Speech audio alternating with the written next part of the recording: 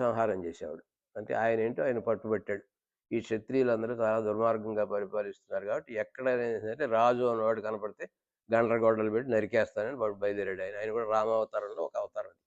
చాలా టెంపరరీది అది. చివరికి రాముడిలో కలిసిపోతాడనుకోండి.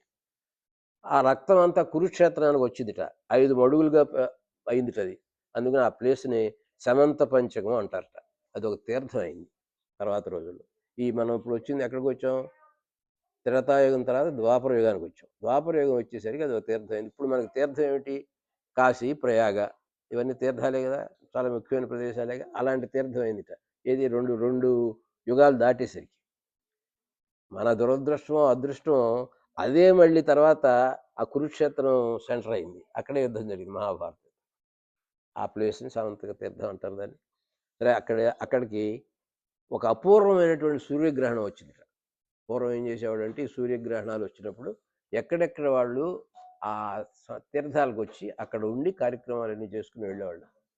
వాళ్ళకి టెంపరరీగా ఇప్పుడు మనకు కూడా మొన్న మహాకుంభమేళాకి టెంట్లు గింట్లేసి బ్రహ్మాండ అరేంజ్మెంట్ చేశారు కదా భూమి మీద. ఆనాడు అది పరిస్థితి. అక్కడ కూడా ఉంది, అప్పుడు కూడా ఉంది. సరే అక్కడి నుంచి దేశంలో ఉన్న వాళ్ళందరూ కూడా ఈ సూర్యగ్రహణం వచ్చిందని బయలుదేరారు. అది పెద్ద తీర్థం కాబట్టి విలువైంది కాబట్టి సమంతక తీర్థానికి బయలుదేరారు.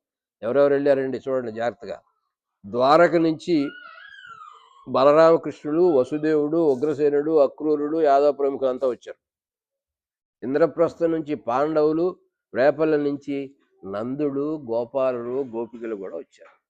ఫస్ట్ టైం ఆయన వదిలేసిన తర్వాత వీళ్ళందరూ ఒక చోట కలిసే అవకాశం ఉంది. ఎందుకంటే పెద్ద క్షేత్రం, ఎక్కువ రోజులు ఉంటారు అందరూ అక్కడ.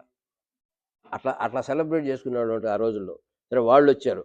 పర్ణశాల లాంటి విడుదల ఏర్పాటు చేశారు. మత్స్య, కోసల, విదర్భ దేశాల నుంచి రాజులు వచ్చారు. ద్వారకలో ఆ ద్వారకని ఈ ప్రద్యుమ్నుడు, గదుడు, సాంబుడు అనే వాళ్ళ నుంచి వాళ్ళందరూ ద్వారక నుంచి బయలుదేరి వచ్చారు. ఈ బలరామకృష్ణుడు, యాదవులు తీర్థంలో స్నానాలు చేశారు, ఉపవాసాలు ఉన్నారు, యజ్ఞయాగాలు చేసుకున్నారు. అక్కడి నుంచి నెమ్మదిగా భోజనం ముగించుకుని ఆ చెట్ల కింద ఆకులు పరుచుకుని పడుకున్నారు. అక్కడ అంతకన్నా ఏముండవు కదా, ఆ లైఫ్ అక్కడ అలా ఉంటుంది. ఇక ఇటు నుంచి ఎవరు వచ్చారు? భీష్ముడు, ద్రోణుడు, సంజయుడు, విదురుడు, కౌరవ ముఖ్యులు, గోపాల ముఖ్యులు, యాదవులు వీళ్ళందరూ వచ్చి ఎవరికి వాళ్ళకి తగ్గట్టుగా టెంట్లు వేసుకున్నారు. టెంట్లు వేసుకుని వీళ్ళందరూ అక్కడ ఉంటున్నారు. సరే ఈ వచ్చిన వాళ్ళందరూ కూడా స్త్రీలు ఎక్కడెక్కడ వాళ్ళు ఎవరి టెంట్లో ఎవరున్నా ద్రౌపదిని చూద్దామని స్త్రీలు వచ్చారట. కృష్ణపత్రులను చూద్దామని కొంతమంది వచ్చారట. ఆ స్త్రీ పురుషులందరూ వచ్చి బలరామకృష్ణుని దర్శనం చేసుకున్నారట. వాళ్ళందరూ ఉగ్రసేనుడి దగ్గర వెళ్ళారట. ఉగ్రసేనుడు అంటే రాజు పరిపాలిస్తున్నాడు కదా, వెళ్ళి కృష్ణుని చూసి ఇలా అంటున్నారట, ఆ మహాత్ముని పాదశస్తి పొందితే భూమి పుణ్యక్షేత్రం అవుతుంది కదయా, అలాంటి వాడు నీ దగ్గర ఉంటున్నాడు, సంపూర్ణమైనటువంటి పరమాత్మ. నీ పాదాలను కడిగి జలం పవిత్రంగా అవుతుందో సనక సనందాదులు ఎవరైతే ఆ మహాత్ముని దర్శింపు కోరతారో అట్లాంటి మహాత్మమూర్తి మీ దగ్గరే తిరుగుతున్నాడు కదా, యాదవుల్లో ఉన్నాడు, మీ అందరి దగ్గరే తిరుగుతున్నాడు. ఉగ్రసేనుడితో అంటున్నట్టు వీళ్ళంతా మీకు ఎంత అదృష్టం. అందరూ వచ్చి క్షత్రియులు అందరూ కూడా రకరకాల క్షత్రియులు అందరూ వచ్చి వెళ్తూ ఉంటున్నారు. కృష్ణుడు మీ వాడు అక్కడ మీతో ఉంటున్నాడు, ఎంత అదృష్టవంతులు మీరు, మీకు ఎప్పుడో బంధుత్వం, మిత్రత్వం, భాగ్యం ఇవన్నీ మీ అదృష్టం అయ్యా అని అంటున్నారు. సరే ఈ నందుడు, యశోద, గోపాలుడు, గోపికలు కలిసి కృష్ణుడు వచ్చాడని తెలియంగానే అందరూ పరిగెత్తుకుంటూ వచ్చారు. చాలా కాలమైంది చూసి అందరూ యాదవ ప్రముఖులంతా ఎదురెళ్ళారు, ఆదరంతో స్వాగతం పలికారు. వసుదేవుడు మహానందంతో వారిని సత్కరించాడు. బలరామకృష్ణుడు నంద యశోదులకు నమస్కరించారు. ఎందుకంటే చాలా కాలం తర్వాత వీళ్ళు ఎదురుపడ్డారు ఒకరికొకరు. ఆనంద భాష్పాలు కట్టలు తెంచుకున్నాయి. యశోద బలరామకృష్ణుని ఒడిలో కూర్చోబెట్టుకుందిట. వాళ్ళు అప్పుడు పెరిగి పెద్దవాళ్ళు అయ్యారు, కానీ ఒడిలో కూర్చోబెట్టుకుందిట, గుండెలకు హత్తుకుందిట, ముద్దాడిందిట. చాలా సంవత్సరాలు చూసుకుంటున్నాడు కృష్ణుడిని యశోద.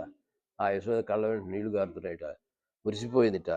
దేవకీదేవి, రోహిణి, యశోదాదేవిని ప్రేమతో కౌగిలించుకున్నారట. వాళ్ళు చూడలేదు కదా చాలా తర్వాత. యశోదానందను చూసి బంధు ప్రేమకు సత్కారాలు చేశారట. అక్కడి నుంచి అడుగుతున్నారట. ఈవిడ చెబుతోంది ఎవరితో, ఈ యశోద మన వసుదేవుడి భార్య ఆమె పేరేంటాడు, దేవకి. ఆ దేవకితో అంటుందిట, పుట్టిన దగ్గర నుంచి మా దగ్గరే ఉన్నారు, నువ్వు అప్పుడు వాళ్ళు లేనప్పుడు నువ్వు ఎలా ఉన్నావో ఇప్పుడు మా దగ్గర నుంచి నీ దగ్గరికి వచ్చేసరి తిరిగి, నీ ఆనందానికి అవసరం లేవు, మాకు మటుకు లేకుండా పోయాడు కృష్ణుడు. పాపం ఆ బాధ యశోదకి. ఆ యశోద అంటోంది దేవకితో, ఆ మాట అంటోందిట అని కళ్ళ మీద నీళ్లు పెట్టుకుంటుంది. అపారమైన ప్రేమానురాగాలతో పెంచి పెద్ద చేశారు మీరు లేకపోతే నా బిడ్డలు ఎక్కడ ఉంటున్నారు, అని దేవకి అంటుంది వాళ్ళతో. వాళ్ళు ఎప్పుడు మిమ్మల్ని జన్ని జనకులు అంటారు, మిమ్మల్ని తల్లిదండ్రి అంటారు, కానీ మమ్మల్ని అనరు. మీరంత అదృష్టవంతులు అన్నట్ట. సరే, ఈలోపు ఈ గోప వనితులు కృష్ణుడిని రెప్పార్పకుండా చూస్తున్నారు. చాలా కాలం తర్వాత 12 ఏళ్ళప్పుడు ఆయన వదిలేశారు. ఆయన వచ్చేసాడు, మళ్ళీ వెళ్ళలా. కాబట్టి కృష్ణుని చూసే అవకాశం దొరికింది. అందుకే వీళ్ళందరూ వచ్చారు. వాళ్ళు కృష్ణుడు వస్తున్నాడని తెలుసు, తీర్థానికి అందరూ వచ్చారు. కానీ వాళ్ళు పరవశించిపోయారట, సమ్మోహితులు అయిపోయారట. వాళ్ళని గురించి వాళ్ళ మనస్సులో ఉన్న విషయాన్ని నేను తెలుసుకున్నాడు. తెలుసుకుని ఈ గోపికలందరినీ మటుకు వేరుగా ఒక చోటకి తీసుకెళ్ళి వాళ్ళతో చెబుతున్నాడు. అంతకుముందు ఉద్ధవుడితో కబురు చేశాడు, కానీ ఆయన ఎప్పుడు కలవలేదు కదా. ఇప్పుడే వచ్చాడు, వచ్చి వాళ్ళతో చెబుతున్నట్ట, నేను 12 సంవత్సరాలు అప్పుడు మీ దగ్గర నుంచి వెళ్ళిపోయి మళ్ళీ మిమ్మల్ని కలవాల. మీరంతా బాధపడుతున్నారని నాకు తెలుసు. కానీ ఉద్ధవుడిని నేను పంపించా, మీకు చెప్పుకుంటాడు. నేనేమైంది, నేను మధురికి వెళ్ళిన దగ్గర నుంచి అక్కడ బోళ్ళంత కార్యక్రమాల్లో మునిగిపోయాను. శిక్షించవలసిన రాక్షసులు ఎంతో ఉన్నారో వాళ్ళని శిక్షించుకుంటూ వచ్చా. ఇప్పటివరకు అదే కార్యక్రమం ఒకటి చేసుకుంటూ వచ్చా. ద్వారకలో చక్కబెట్టవలసిన రాజకార్యాలు ఉన్నాయి, అవి చేసుకుంటూ వచ్చా. కాబట్టి నేనే మిమ్మల్ని మర్చిపోలా. ఎప్పుడు మీరు నా మనసులోనే ఉన్నారు. మీ హృదయాలు నా మీద ప్రేమతో తాతాలాడుతుంటాయని నాకు తెలుసు. కానీ భగవంతుని యందు అనన్య ప్రేమను కలిగి ఉంటాయని భక్తి అంటాం. అంటే భగవంతుణ్ణి ఇంకో రకమైన ఉద్దేశం ఏమి లేకుండా అనన్య ప్రేమ, ఇంకోటి లేదు అనుకుంటూ ప్రేమించడాన్ని మనం భక్తి అంటాం. అక్కడ శివ బ్రహ్మ సనక సనందనాథులు కూడా ఆ లోపల అంకురించిన భక్తి మీలో వికసించింది. నా మీద మీరు భక్తితో ఉన్నారు. భక్తితో ఎవరైతే ఉంటారో భగవంతుడు యందు వాళ్ళకి మోక్షం సిద్ధిస్తుంది. సో మోక్షం యొక్క రహస్యం ఇది. కాబట్టి మీరు నన్ను భక్తితో కొలిచారు కదా. మీ యొక్క పూర్వ సుకృతం వలన మీకు నన్ను భక్తితో అర్చించారు మీరు. కాబట్టి ఇక మీకు జన్మలు ఉండవు. ఇదే ఆఖరి జన్మ. మీకు ఎవరికి ఇక జన్మలు ఉండవు. కానీ నేను అన్ని వేళల్లోనూ అన్ని చోట్ల ఉంటా. కాబట్టి నేను మీ దగ్గర లేననే మాట ఏంటి? ఇంకా భగవంతుడు సర్వవ్యాపకుడు, ఆయన పనే అది.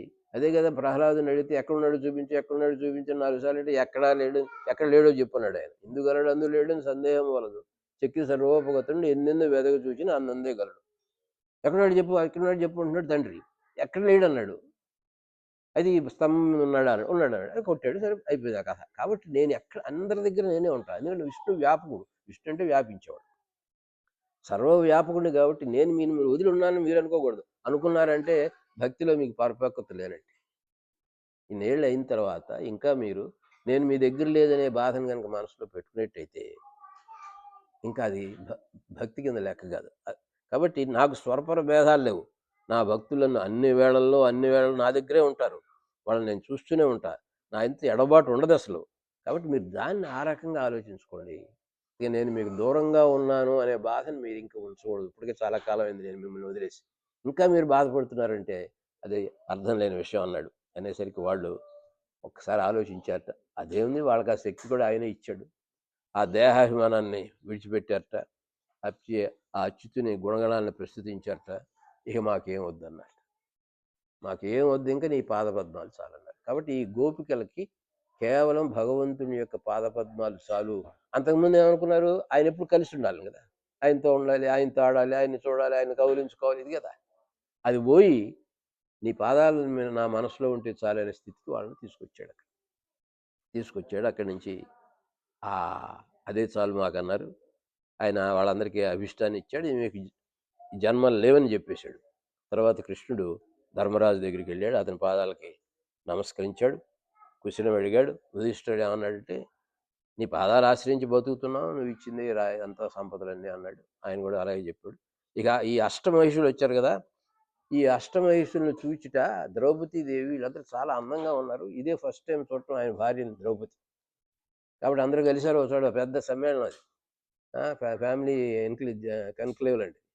కాబట్టి చూసి ద్రౌపది సేవ అందిట, మీరందరూ నాకు ఒక విషయం చెప్పాలంట. ఈ కృష్ణుడిని వివాహం చేసుకోవడానికి ఎలా జరిగింది, మీరందరూ ఒక్కొక్కళ్ళు మీ కథలు చెప్పండి.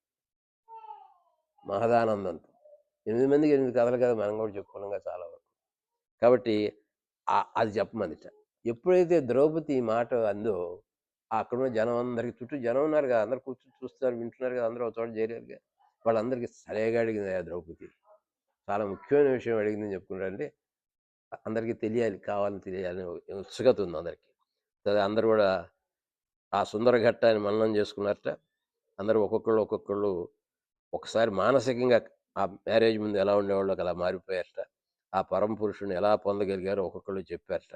రుక్మిణి, జాంబవతి, సత్యభామ, కాళింది, భద్ర, మిత్రవంద, నాగ్నజితి అందరూ కూడా వాళ్ళ అనుభవాలు ఎలా ఈయన్ని మనం కొలిచాం, ఆయన ఏం చేశాడు, ఎలా పెళ్లి చేసుకున్నారని చెప్పారట. ఈ 16,000 మంది రాజకన్యలు ఉన్నారు కదా, వీళ్ళ తరపున రోహిణి అనే ఒక ఆవిడ చెప్పింది అందరి తరపున చెప్పి, ఆయన భగవంతుడు కాబట్టి మమ్మల్ని అందరినీ పెళ్లి చేసుకున్నాడు, లేకపోతే మాకు పెళ్ళిళ్ళు ఎక్కడ అవుతాయి, మా పరిస్థితి ఏమిటి అని చెప్పి వాళ్ళంతా చెప్పి ఆయనతో పాటు సంసారం సుఖంగా చేస్తున్నామని వాళ్ళందరూ చెప్పారట. ఈ రకంగా కృష్ణుడి సతులందరూ కూడా వాళ్ళ పరిణయ గాథలను చెప్పారు. అప్పుడు ఇవన్నీ వింటున్నటువంటి ద్రౌపది, కుంతి, గాంధారి, రాజపుత్రులు, గోపికలు పరవశించిపోయారు. హృదయాల్లో ఆయన నింపుకున్నారు. అక్కడి నుంచి స్మరిస్తూ కూర్చున్నారట. సరే, ఈ బలరామకృష్ణుడు ఈ సమంత పంచ క్షేత్రానికి వెళ్ళి ఉన్నారని తెలుసుకున్నారు అందరూ. అనుకుని ఎక్కడెక్కడి నుంచో వ్యాసుడు, నారదుడు, వాల్మీకి, వశిష్ఠుడు, కశ్యపుడు, మునులు అందరూ వచ్చారు. వీళ్ళందరూ వచ్చి యథావిధిగా ఆయన పూజలు చేశారు. అంటే ఏమైందంటే ఆ సమంతక పంచతీర్థం ఒక పెద్ద సమ్మేళనం అయింది. ఎక్కడెక్కడ వాళ్ళు వచ్చారు, అందరూ కలుసుకున్నారు. అందరూ వాళ్ళ విషయాలన్నీ చెప్పుకున్నారు, క్షేమ సమాచారాలు తెలుసుకున్నారు. వాసుదేవుడు భార్యలతో సహా దీక్షపోనాడు, యాగం చేశాడు, శాస్త్రోక్తంగా సమాప్తం చేశారు, అవబృధ స్నానం చేశారు. యాగ సందర్శకులంతా వెళ్ళిపోయారు.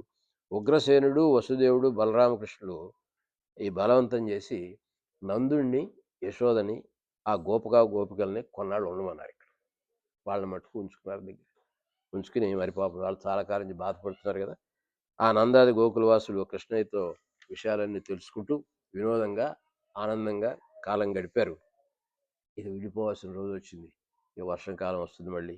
అక్కడి నుంచి వాళ్ళ చిత్తాలు మరణించలేకుండా ఇంకొకళ్ళు చూసుకుంటూ వెనక్కి తిరిగి చూసుకుంటూ వాళ్ళందరూ కూడా మళ్ళీ తిరిగి బయలుదేరి వెళ్ళారు. వర్షాకాల సూచనలు వచ్చే వరకు బలరామకృష్ణులు అక్కడ ఉన్నారు.